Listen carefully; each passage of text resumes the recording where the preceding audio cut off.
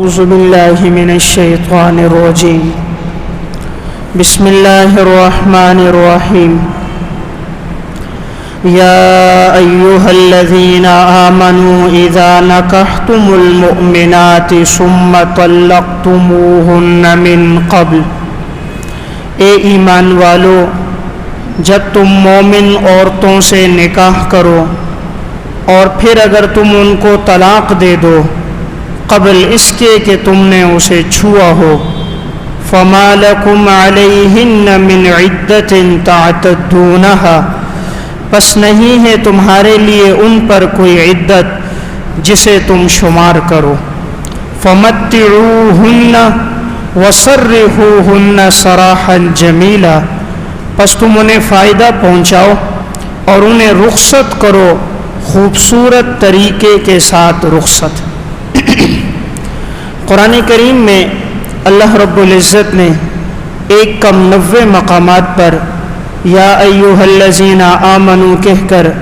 ہم سب کو مخاطب فرمایا ہے، جس میں سے 61 مقامات کا تذکرہ گزشتہ دروس میں ہو گیا تھا۔ آج کے درس میں 62 نمبر مقام کا ذکر ہے۔ اس مقام پر اللہ رب العزت نے یہ فرمایا، اے ایمان والو جب تم مومن عورتوں سے نکاح کر لو اور پھر کسی وجہ سے تم انہیں طلاق دو قبل اس کے کہ تم نے اسے چھوا ہو، تو تم اسے رخصت کرو اچھے طریقے کے ساتھ، اور تمہارے لیے اس پر کوئی عدت لازم نہیں ہوگی۔ اس آیت میں اللہ تعالیٰ نے حکم یہ دیا ہے کہ اگر کسی شخص نے اپنی گھر والی کو طلاق دی،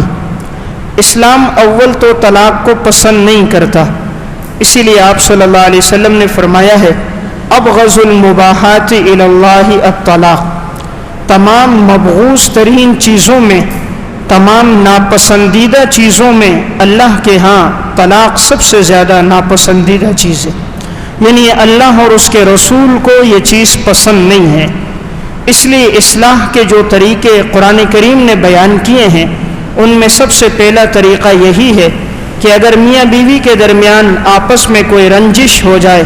آپس میں کوئی ناگواری ہو جائے، تو قرآن کریم نے پہلا طریقہ یہ بیان کیا ہے کہ عورت کو نصیحت کی جائے، اس لیے کہ نصیحت سے ایمان والوں کو فائدہ پہنچتا ہے۔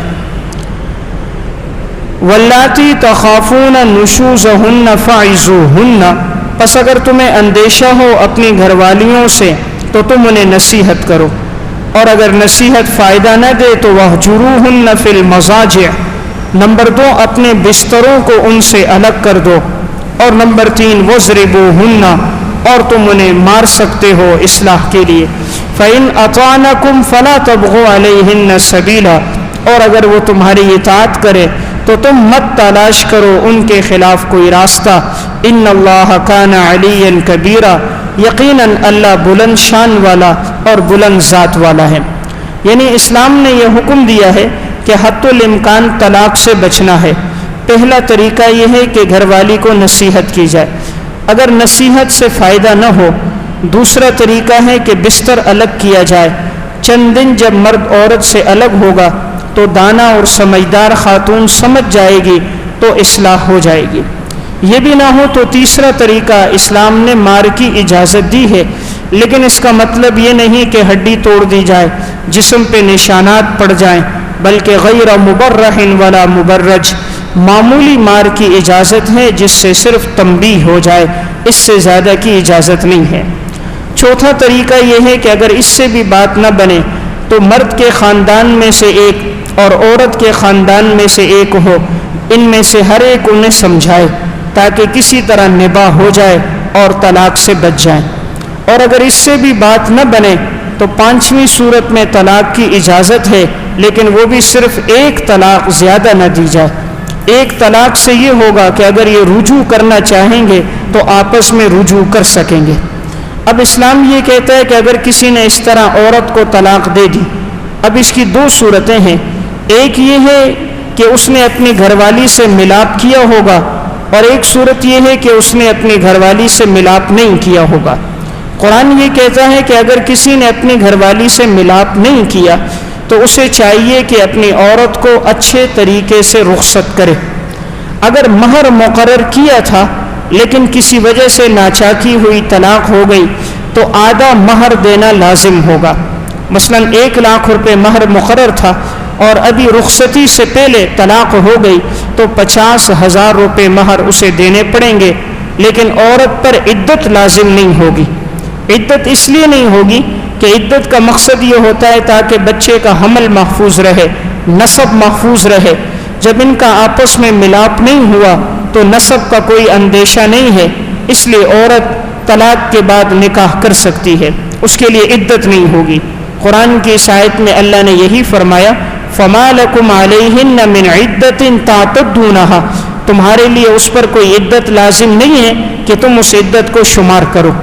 لیکن اگر عورت کے ساتھ ملاپ ہوا ہو، یعنی رخصتی ہو گئی ہو اور پھر اس کے بعد طلاق دے دی گئی، تو پھر جو مہر مقرر کیا گیا ہے اس مہر کی ادائیگی لازم ہے۔ 1,00,000 روپے اگر مہر تھا تو مہر ادا کرے گا، اس کے بعد عورت عدت گزارے گی، عدت کے بعد وہ نکاح کر سکتی ہے۔ اب یہاں 3 صورتیں ہیں۔ ایک صورت یہ ہے کہ رخصتی ہوئی اور مہر مقرر نہیں تھا،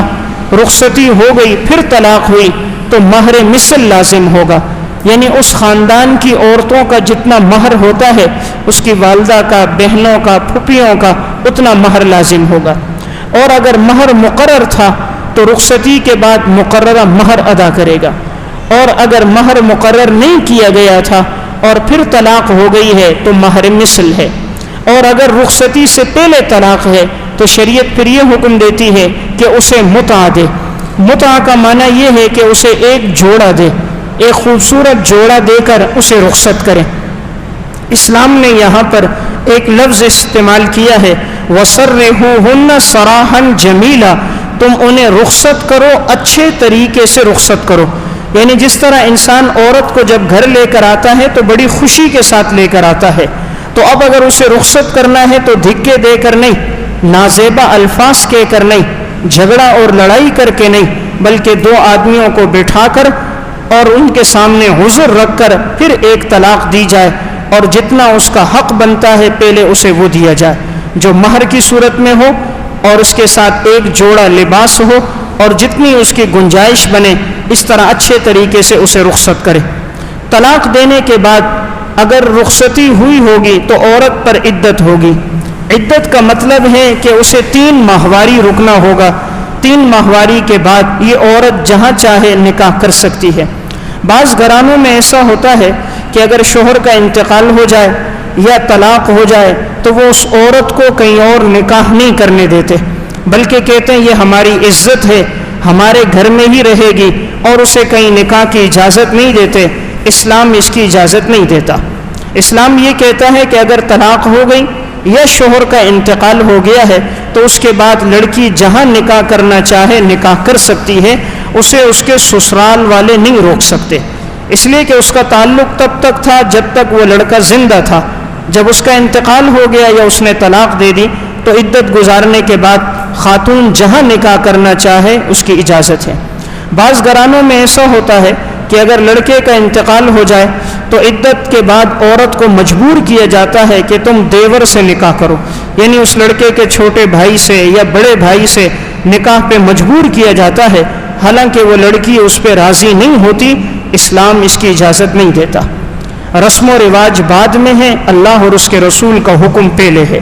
اس لیے اگر عورت راضی ہو تو اس کا نکاح اس کے دیور سے کیا جائے، لیکن اگر وہ راضی نہ ہو تو اسے اختیار ہے، وہ عاقل ہے، سمجھدار ہے، وہ جہاں چاہے نکاح کر سکتی ہے، اسے مجبور نہیں کرنا چاہیے۔ اسی طرح بعض جگہ یہ رسم و رواج ہوتا ہے کہ اگر شوہر کا انتقال ہو جائے تو لڑکی کو نکاح نہیں کرنے دیتے اور ساری زندگی اس کو گھر میں بٹھا کے رکھتے ہیں۔ اب ساری زندگی وہ گھر میں بیٹھی رہتی ہے، اسے نکاح سے روکا جاتا ہے، اسلام اس کی اجازت نہیں دیتا۔ ہر انسان کے ساتھ نفس ہے، ہر ایک کے ساتھ خواہشات موجود ہیں، جب اسے نکاح کی اجازت نہیں دی جائے گی، حلال راستے سے اسے روکا جائے گا تو مجبوراً وہ کوئی حرام راستہ اختیار کر دے گی جس میں اس کے سسرال والے، گھرانے والے گناہگار ہوں گے۔ اس لیے شریعت کا حکم یہ ہے ان آیات میں کہ جب طلاق ہو جائے تو طلاق کے بعد انسان عورت کو اختیار دے، وہ جہاں چاہے نکاح کر سکتی۔